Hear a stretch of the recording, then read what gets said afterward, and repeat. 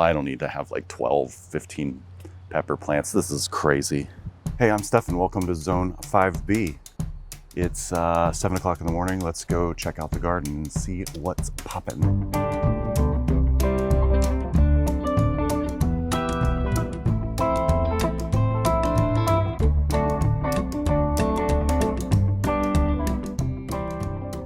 Very happy with my basil. Couldn't have asked for more. I just did a video with my mom where I was like, how do you get your basil to grow so well? And you got to tell us what's going on with this basil. Because I was so proud of my basil until I got to Ohio. And now I'm like, oh, I gotta up my basil game. This is just how basil grows in Ohio. Okay, that's good to know. And then I came back from vacation and mine is like just maybe a week or two behind hers. Couldn't grow basil last year. And this year I was determined to do it. So I popped 10 seeds inside and they all survived. And so then I ended up with 10 basil plants that I had to find room for. And so I expanded this bed.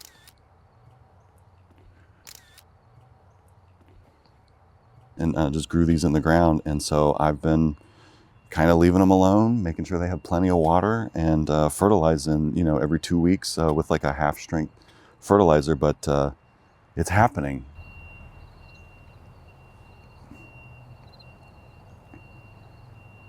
How long does someone reverse? There we go. Anyway, so very happy with the basil, and so yeah, maybe I just put it out too early last year, and that's what made the difference. But yeah, I can grow basil now. So who wants some basil? How's that? My Brussels sprouts are doing fantastic. Just learned that there's an S on Brussels.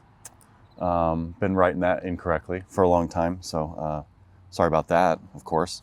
So the Brussels sprouts are doing great. I had a shade cloth on them when we were getting those like 95, 98 degree days. I've taken the shade cloth off now. Tons of growth. These are growing nice and high. Lots of little sprouts. So they're really just, I couldn't have asked for more.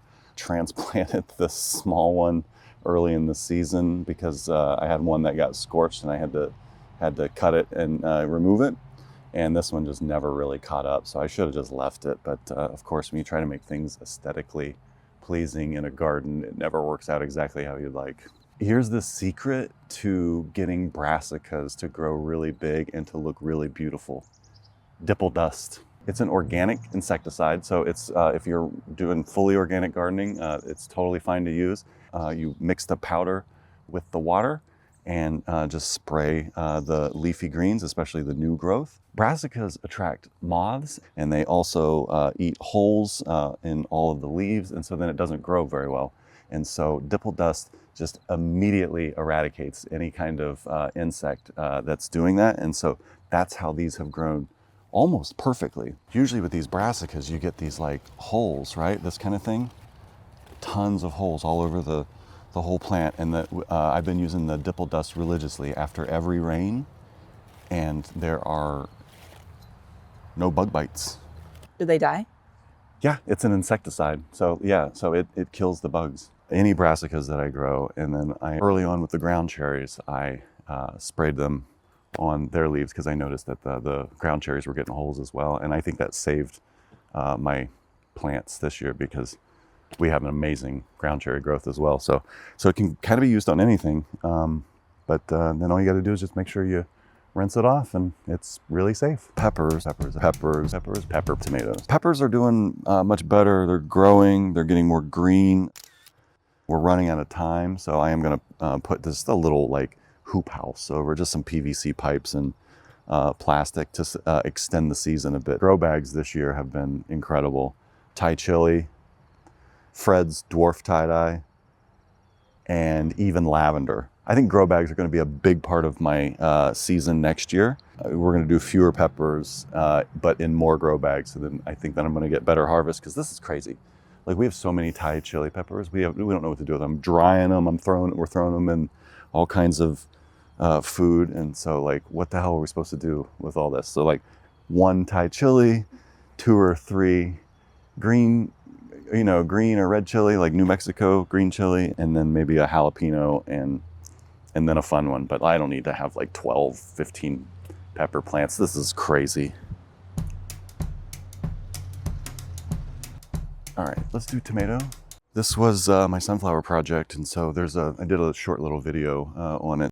Last year I saved seeds from a mammoth I'd grown from a seed pack, betting that a season of local acclimation would give this year's plant an edge. It didn't pay off.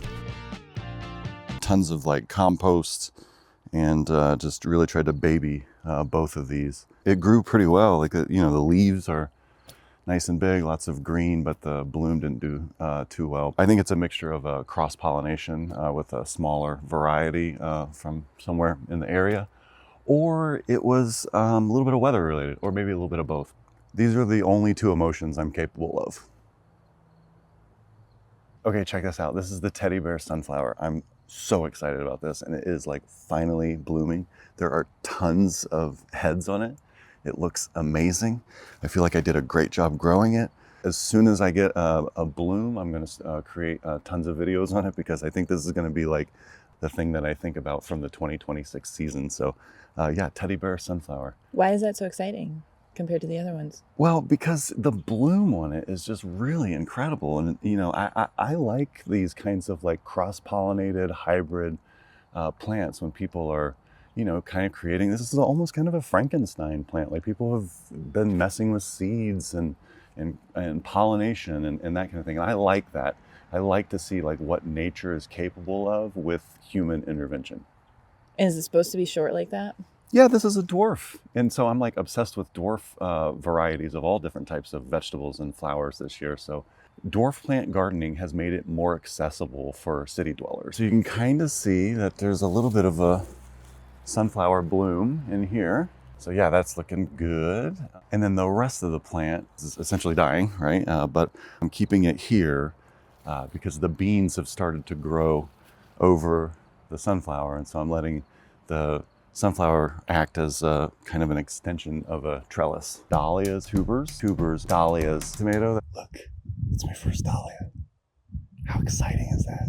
My first year of dahlias have been an absolute success. I was really worried because everything was so small, but everything is growing pretty well for first year. I'm really impressed by the ones I did from seed. They're incredible. They've been growing much bigger and with way more blooms than I could have imagined. I was told that the blooms were going to be small, and they all are for first year seeds, but these have been growing better than the tubers that I bought. I overwatered tubers early in the spring and rotted out a bunch of them.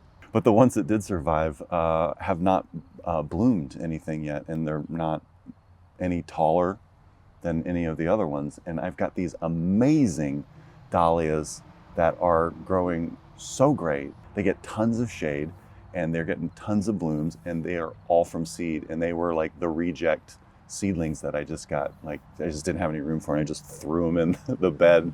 And of course, those are the ones that are growing the best. So I'm definitely collecting the tubers of all of these, and I'm going to give them a second year to see what like their second year bloom looks like before I decide whether or not to keep them as like my own personal variety.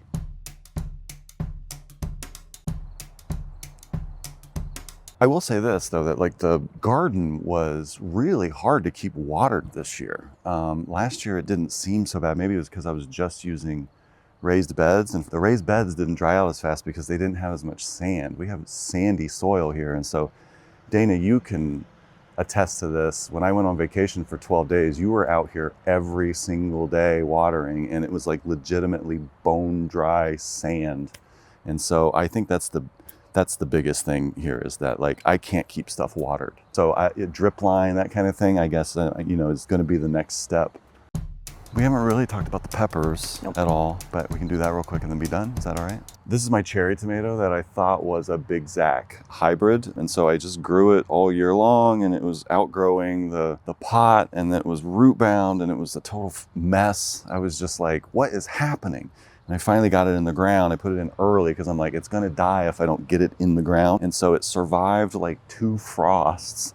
Once it started growing tomatoes, I realized that it was a cherry tomato. Sadly, the Big Zac, here's what happened. I got high and I mixed up the labels, right? Whatever. So the big Zac is over here, and it's growing tiny little. It's like a small Zac, but the cherry tomato has finally taken off, and it's growing crazy. A lemon drop, which is like, they've been fine, but they're not that great. So all this work for this cherry tomato that I just don't care about. Haven't we eaten a bunch of those? Yeah, we eat them, but I always just mix them in with the other better tomato. I don't like the taste of these.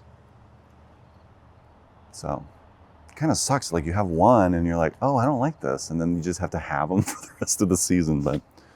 But it's growing well. So that excites me.